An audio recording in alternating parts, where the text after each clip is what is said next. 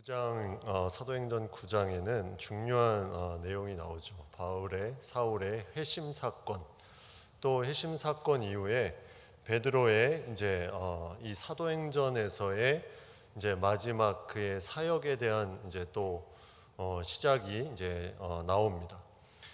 사울의 그 간증, 그가 회심한 후에 간증의 내용이 오늘 읽은 본문 앞에 20절부터 쭉 나오는데, 그의 간증은 하나님의 아들 되시는 예수 그리스도, 그리고 그의 주 되심을 전파하는 그런 간증의 부분이었습니다.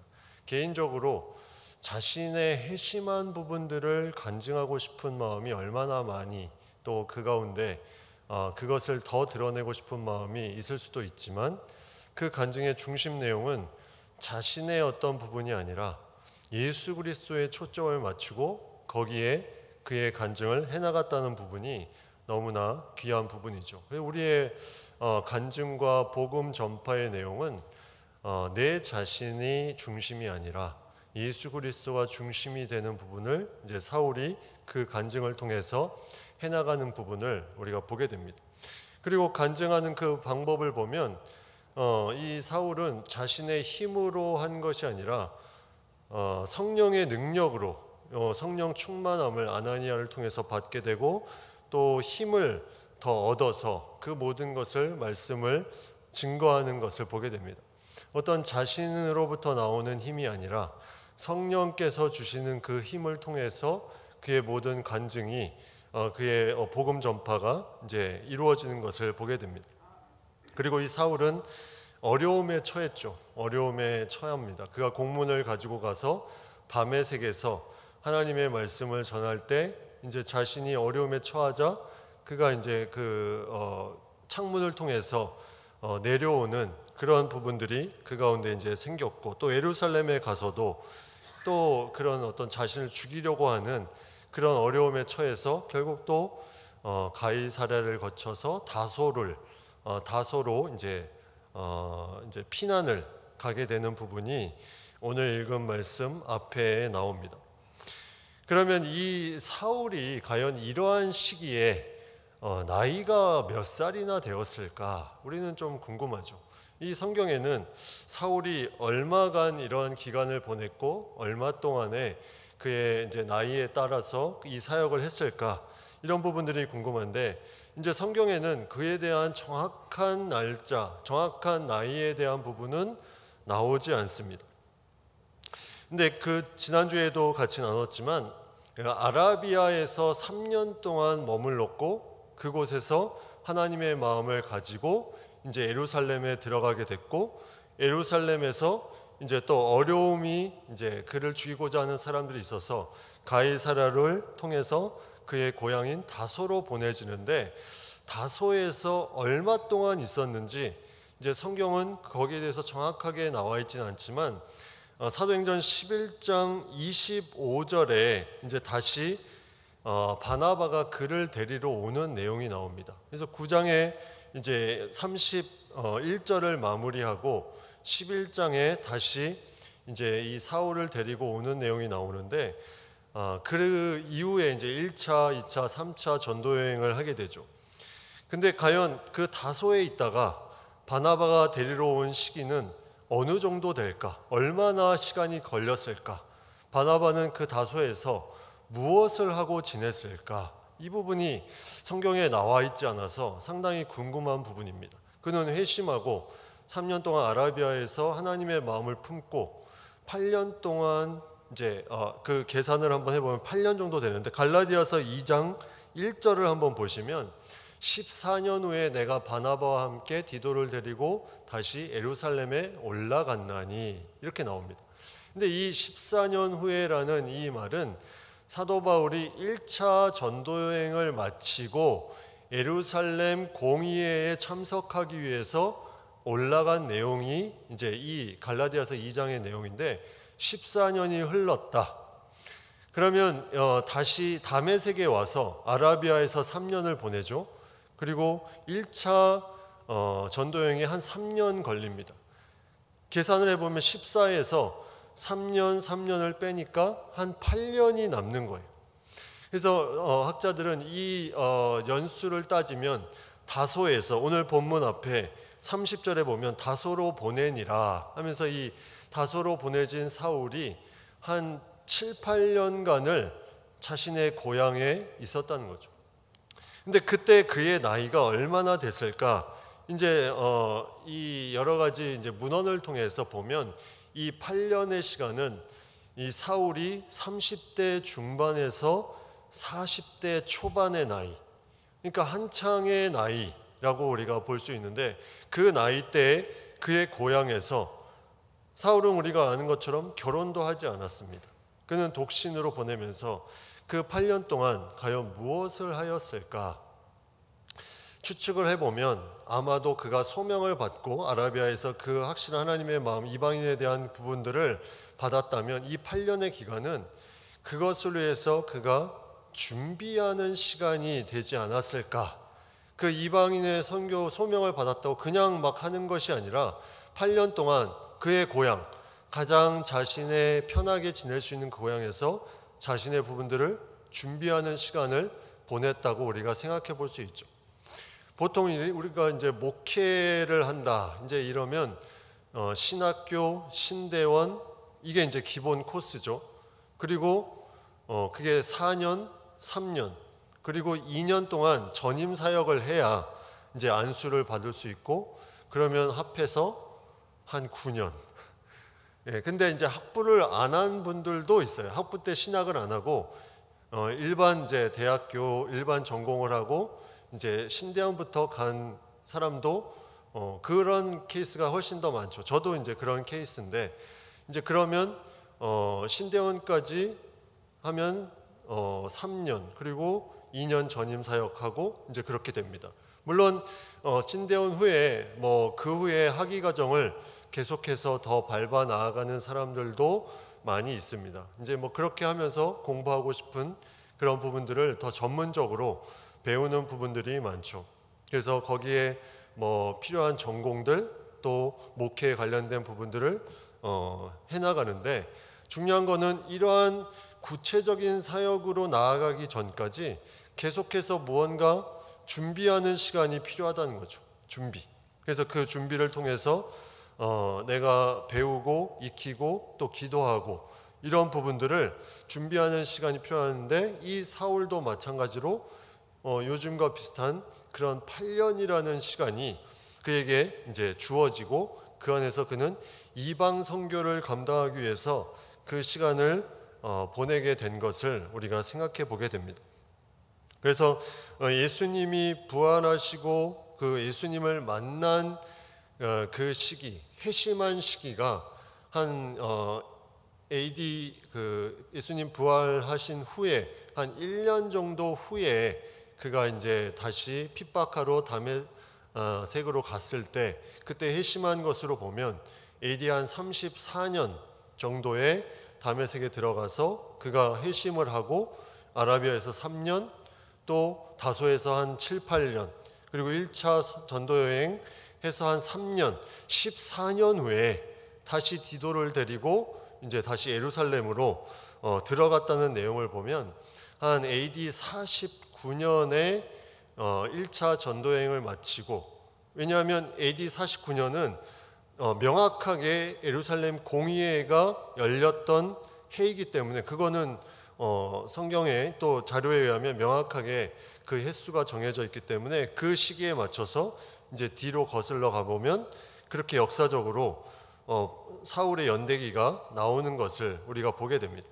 그러한 어떤 역사적인 흐름 가운데 시간은 계속 흐르고 흘렀지만, 가장 중요한 말씀이 오늘 읽은 31절 말씀, 그리하여 온 유대와 갈릴리와 사마리아 교회가 평안하여 든든히 서가고 주를 경외함과 성령의 이루로 진행하여 수가 더 많아졌다. 이 앞에 있는 말과 이 뒤에 그리하여, 이 말이 그렇게 썩 잘 연결이 되는 것 같지가 않죠. 접속사로 그리하여, 그럼 앞에 그거에 대한 이유가 나와야 되는데, 사울은 다소로 보내진 상황에서 그리하여 성령의 위로로 진행하여 수가 더 많아졌다. 이거는 우리 한글 성경의 이제 번역에 약간 이제 좀 어려움이 있는 부분인데, 그리하여는 원문으로 보면 그러는 동안에, 이게 이제 더 정확한 해석입니다. 이렇게 사울이 회심하고 그가 핍박 가운데 있는 그러는 동안에 온 유대와 갈릴리와 사마리아 교회가, 이제 그 사도행전 1장 8절에 나오는 예루살렘과 온 유대와 사마리아와 땅끝까지 이르러 내 증인이 되리라. 너희가 권능을 받으면. 근데 이제 31절, 9장 31절은 어디까지 나옵니까? 예루살렘, 온 유대, 그 다음에 사마리아까지 나옵니다. 이제 사마리아 교회가 여기 보면 평안하여 든든히 서갔다. 평안하여 든든히 서간 것, 이것이 교회의 아주 중요한 부분이죠. 그리고 주를 경외하였다. 그리고 성령의 위로가 그 안에 있었다. 그랬더니 어떻게 되냐면 수가 더 많아지니라. 사도행전 2장 47절 말씀에 하나님을 찬미하며 또 온 백성에게 칭송을 받으니 주께서 구원받는 사람을 날마다 더하게 하시니라. 이 말씀이 있습니다. 하나님께서 성령 강림 이후에 하나님이 계속해서 초대교회에 주시는 은혜는 구원받는 사람을 계속해서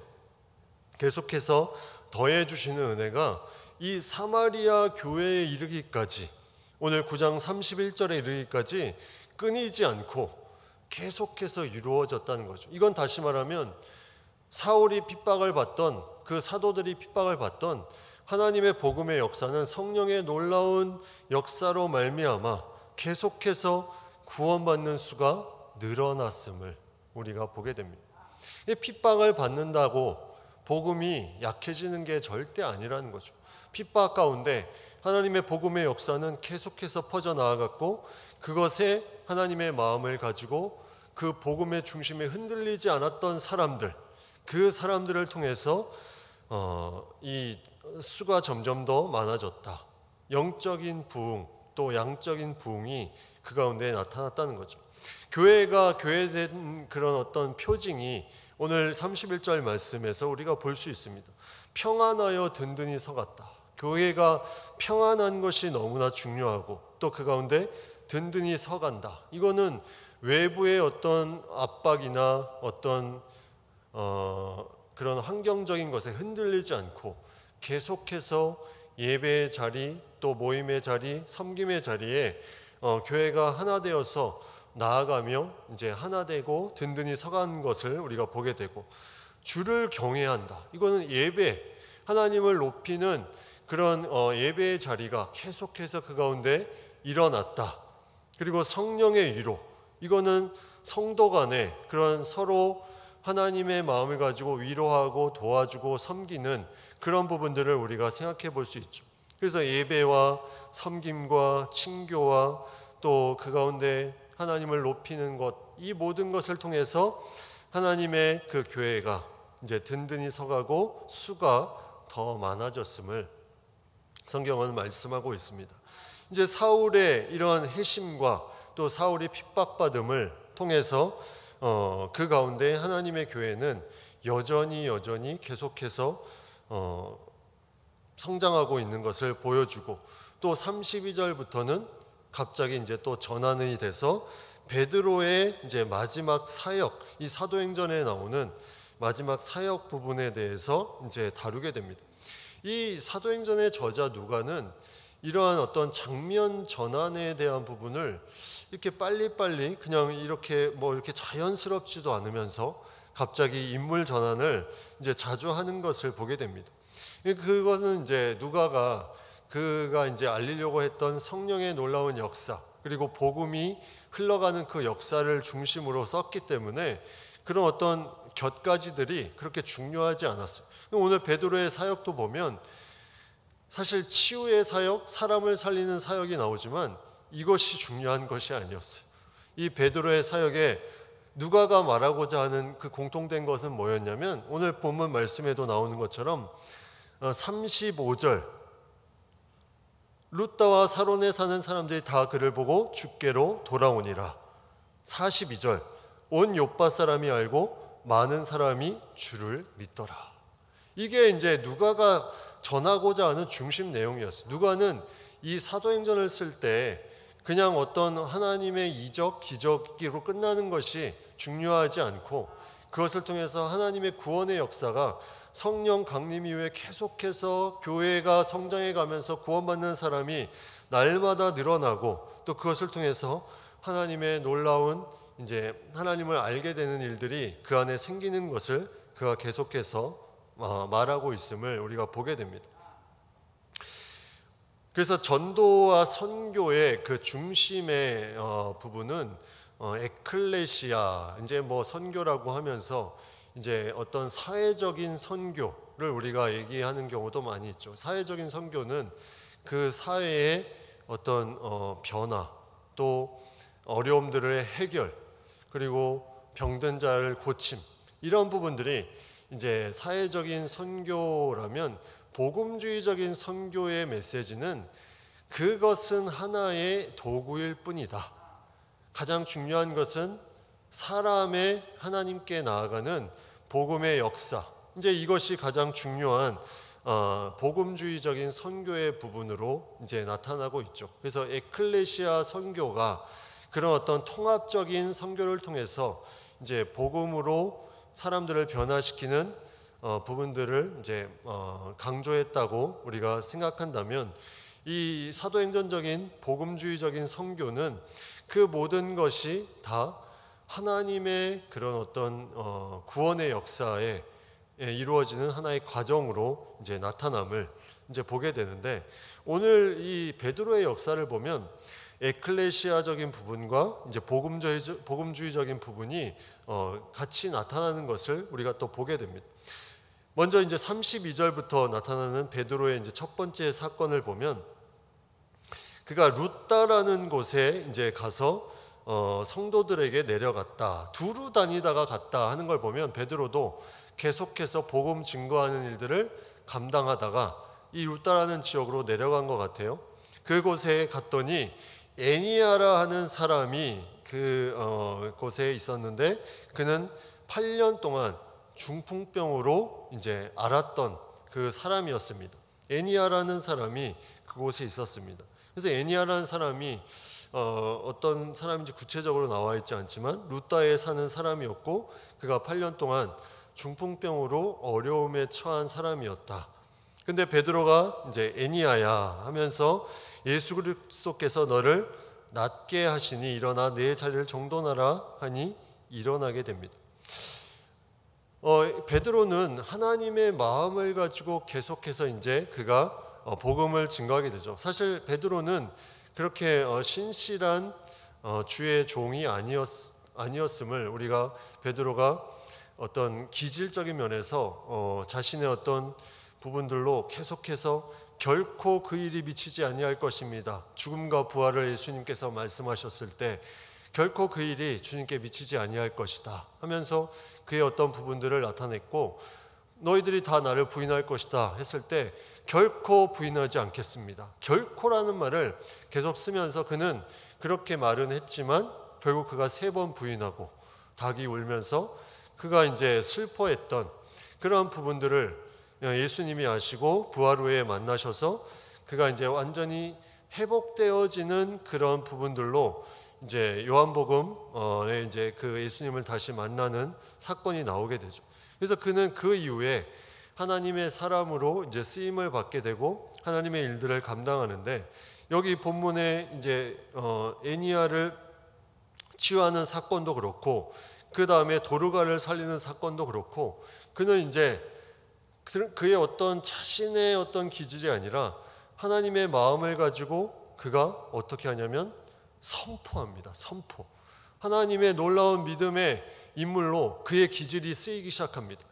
그런 어떤 자신의 생각의 기질이 아니라 하나님이 주신 그 믿음으로 이 기질이 쓰임받는 거죠. 그래서 하나님은 그 기질을 바꾸지 않아도 그 기질대로 다 사용합니다. 그래서 다른 사람은 그냥 조용히 기도할 수 있는 부분을 이 베드로는 그냥 강하게 믿음으로 선포해 버립니다. 어떻게 선포합니까? 너를 낫게 하시니, 그리스도께서 너를 낫게 하시니 일어나 내 자리를 정돈하라. 그리고 40절에도 보면 다비다야 일어나라, 이렇게 이제 선포합니다. 이 베드로의 이런 기질을 하나님이 아시고 그대로 그걸 사용하십니다. 강하게 믿음의 선포를 통해서 일으켜 세우는 그런 역사를 그가 이제 통로로 쓰임받는 것을 보게 되죠. 그래서 룻다와 사론에 사는 사람들이 다 그를 보고 주께로 돌아오니라, 이렇게 말씀하고 있습니다. 이런 놀라운 기적이 그 가운데 이제 나타났는데, 사실 이 기적은 그 다음에 나오는 기적에 비하면 그렇게 큰 기적이 아니에요. 그 다음에 나오는 기적은 어떤 기적이냐면 사람을 살리는 기적이 나옵니다. 베드로가, 아니 예수님이 사람을 살리면 예수님이니까 이해가 될 텐데, 베드로가 이제 사람을 살리는 기적이 유일하게 나오는 이제 사람 살리는 기적이 나오는데 36절에 이제 나오죠. 욥바라는 지역, 욥바에 다비다라는 여제자가 있으니 그 이름을 번역하면 도르가라, 선행과 구제하는 일이 심히 많았다. 이제 다비다라는 이름, 이제 도르가라는 이름인데, 다비다는 그 당시에 이제 많이 통용됐던, 이제 구어체로 통용됐던 아람어로 이제 다비다라고 했다면, 이 도르가는 헬라어로, 이 신약 성경에 쓰인 헬라어로 이제 도르가라는 같은 이제 번역된 뜻을 가진 이제 인물입니다. 사슴 이런 뜻을 가지고 있는데, 지도를 한번 보여주시면 이 욥바라는 지역은 거기 보시는 것처럼 그 룻다보다 약간 바닷가 쪽으로 있고, 그 위에 사론, 아까 이제 35절에 읽었던 룻다와 사론에 사는 사람들이 다 이제 주께로 돌아왔다 하는 그 사론에는 좀 밑에 있었는데, 이 욥바와 룻다는 가까운 지역이죠. 욥바에 다비다가 있었고 룻다에 베드로가 있었습니다. 그래서 이 욥바에 다비다, 그 위에 보면 가이사랴가 있고, 이 사울이 아까 있었던 그의 고향 다소는 그 지중해 위쪽에, 배를 타고 가서 위쪽에 이제 있는데, 이 욥바에 이제 다비다라는 여제자라고 한 거 보면 무언가 예수님을 잘 믿는 사람임을 우리가 보게 되고, 그리고 그가 또 하나 이제 어떤 부분을 했냐면 선행과 구제하는 일이 심히 많았다. 그냥 많은 정도가 아니라 심히 많았다. 얼마나 많이 선행과 구제를 했으면, 그냥 여기서 이제 에큐메니카란 이제 부분을 우리가 좀 생각을 해보면, 그의 이런 선행과 구제, 어떤 복음 증거는 아니었지만 다른 선행과 구제를 통해서 이것이 연결돼서 놀라운 복음의 역사가 나타나는 것을 보게 되는데, 한번 보시면 선행과 구제하는 일이 심히 많습니다. 그런데 어느 날 그가 병들어 죽게 됩니다. 병들어 죽게 되고, 이제 시체를 씻고 다락에 누이니라. 이제 장례를 이제 치르게 되는 거죠. 이제 이러한 과정을 이제 다 거치는데 갑자기 들려오는 소식이 하나 있어요. 그 소식이 뭐냐면 베드로의 놀라운 역사, 그 베드로가 놀라운 역사를 이제 하고 있는데, 그가 그 가까운 룻다에 있다. 룻다에 있는 그 베드로를 청해서 우리가 한번 하나님에 대한 그 믿음으로 이 도르가 다비다를 위해서 한번 기도할 수 있도록 청해서 데리고 오자 하면서 그런 얘기들이 이제 나오게 되고, 실제로 사람을 이제 보냅니다. 이제 두 사람을 이제 보내어서 지체 말고 와달라고 간청을 하게 되죠. 이게 이제 베드로가 예전에 같았으면 이 말도 안 되는 소리 하면서 뭐 이렇게 할 수 있었을 텐데, 39절에 보면 그 온 사람들을 보고 베드로가 일어나 바로 갔습니다. 그들과 함께 갔다는 거죠. 이 베드로는 예수님의 그러한 사랑, 섬김, 회복해 하심을 경험했고, 이제 그는 그러한 삶으로 너도 나와 같이 하라, 그 말씀대로 그가 부르는 곳이면 무조건 달려간다는 거죠. 무조건 달려갑니다. 이것이 이제 베드로가 변화된 모습입니다. 그래서 베드로가 일어나 그들과 함께 가서 이르매 다락방에 올라가니 이제 모든 가부, 그래서 모든 가부라고 되어 있어요. 모든 가부. 이 도르가가, 이 다비다가 얼마나 선행과 구제를 많이 했으면 그 주변의 모든 가부들이 다 여기서 안타까워하면서 그 함께 있을 때 지어준 속옷과 겉옷을 보여주면서 슬퍼하는 부분들이 나타납니다. 이 도르가 다비다는 사람들을 구분하지 않고 모든 사람들을 다 섬기는 그런 부분들을 보게 됩니다. 그래서 예수님이 베드로를 섬기면서 베드로에게 발을 씻어주고 너희도 이와 같이 발을 씻겨주는 것이 옳으니라 하면서 제자들에게 말씀하시고 다시 부활 후에 그 베드로를 회복시키시는 그 부분을 통해서 베드로가 이제 섬김의 사람이 되고 그가 이제 섬기러 가고, 또 이 다비다도 그가 섬기면서 이 가부들을 도와주고 속옷과 겉옷을 지워주고 선행과 구제하는 일이 심히 많은데 그것을 통해서 베드로가 그곳에 오게 되고 그것을 통해서 어떻게 됩니까? 40절에 보면 무릎을 꿇고 기도하고 돌이켜 시체를 향하여 이르되 다비다야 일어나라 하니 그가 눈을 떠 베드로를 보고 일어나 앉는지라. 이렇게 기도할 수는 있겠죠. 죽은 자를 기도할 수 있는데 눈을 딱 떴다. 기도하고 얼마나 놀랐을까. 베드로도 이 믿음이 웬만큼 강하지 않으면 자신이 기도하고도 놀랐을 것 같아요. 내가 기도했는데 죽은 사람이 눈을 탁 떴다. 근데 이 베드로가 이제 그러한 일을 하고 베드로가 손을 내밀고 일으키고 성도들과 가부들을 불러들여 그가 이제 살아난 것을 보여주었다. 이제 이 도르가를 보면 도르가의 섬김은 결국 그의 생명이 다시 살아나는 놀라운 도구가 되었던 거죠. 선행과 구제하는 일이 많으니까 그 섬김을 받았던 사람들이 베드로를 청하게 되고 그것을 통해서 그가 다시 살아나는 놀라운 역사. 그래서 섬김은 이 섬김이 주는 힘은 강력함을 우리가 보게 됩니다. 베드로가 섬기는 것, 또 이 도르가가 섬기는, 다비다가 섬기는 것, 이런 부분들이 계속해서 나타나고 치유의 역사, 구원의 역사로 계속 나타난다는 거죠. 그래서 우리가 어떤 사람을 위해서 그 사람이 구원받기를 원하는 마음이 있다? 그러면 무엇을 해야 될까요? 섬김이 중요하다는 섬김. 섬김 없는 구원의 역사는 사실 쉽지 않습니다. 섬김 없는 구원의 역사. 이 섬김을 통해서 누군가를 통해서 내가 그 영혼을 향해서 내 자신의 시간과 물질과 어떤 내 자신의 스케줄을 내려놓고 나아가는 그 섬김을 통해서 한 영혼 한 영혼이 돌아오게 된다는 거죠. 그래서 그거는 생명을 살리는 놀라운 하나님이 주신 원칙입니다. 왜냐하면 내가 너희에게 이렇게 한 것 같이 너희도 이렇게 하는 것이 옳으니라 이렇게 말씀하셨기 때문에 우리가 그것은 우리가 섬김을 통해서 나아가는 것은 너무나 중요한 부분임을 우리가 생각해 보게 됩니다. 그래서 이러한 섬김은 베드로가 곧바로 달려갔고 그것을 통해서 또 선포하면서 기도하면서 그것을 해서 그 영향력이 계속해서 이어지는 부분들. 그리고 또 하나의 이제 사람이 나오는데 이제 42절에 보면 온 요빠 사람이 알고 많은 사람이 주를 믿더라.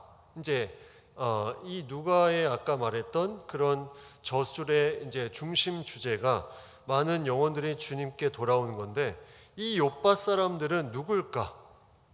아마도 섬김과 선행과 구제하는 일을 받았던 사람인데 그 당시는 그걸 몰랐어요. 저 사람이 그냥 좋은 일 하는구나. 그런데 이 베드로를 통해서 놀라운 역사가 나타나는 것을 보고 그들이 마음이 이제 요동을 치는 거죠. 이게 뭔가? 저 도르가 다비다가 섬겼던 부분들이 이게 정말 하나님이 주시는 놀라운 사랑의 통로로 그가 쓰임받는 것을 알게 되고 그러한 어떤 섬김을 통해서 믿음의 역사가 나타납니다. 그래서 여기 본문에는 복음을 전했다는 말씀이 나오지 않아요. 이 살아난 역사 가운데, 그런데 섬기는 그 모든 다비다 도르가의 역사 가운데, 그런 살아나는 치유의 역사 가운데 많은 사람이 주를 믿었다. 물론 그 전에 예수 그리스도에 대한 부분을 어느 정도 이제 들었겠죠. 근데 이러한 섬김의 역사가 사람을 살리는 놀라운 도구가 되는 경우도 있다. 이게 에큐메니칼적인 선교의 마인드라는 거죠. 그래서 집을 지어주고 봉사를 하고 이런 것들을 이제 선교지에 가서 하는 것이 그런 의미가 있는 겁니다. 그래서 그런 부분을 통해서 어느 순간에 그것이 그들에게 하나님의 놀라운 터치를 통해서 이것이 그냥 하는 것이 아니었구나 하면서 깨달아지면서 그들이 이제 주님을 믿게 되고, 이제 그 다음에 또 한 부류의 섬김의 부류가 나오는데, 베드로가 욥바에 여러 날 있어 시몬이라 하는 무두장이의 집에서 머무니라. 여러분, 무두장이라는 직함은 어떤 사람이냐면 죽은 동물의 가죽을 가공하는 사람이에요.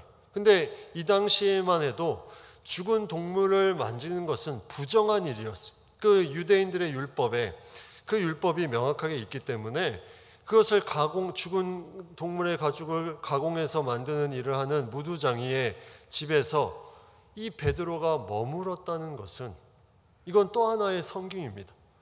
더 좋은 집에 가서 그가 누릴 수 있었지만, 그는 낮은 곳에 그가 가서 이 다른 사람이 함께하기를 원하지 않는 그런 죽은 동물을 다루는 그 무두장이의 집에 가서 그가 여러 날 거했다는 거죠.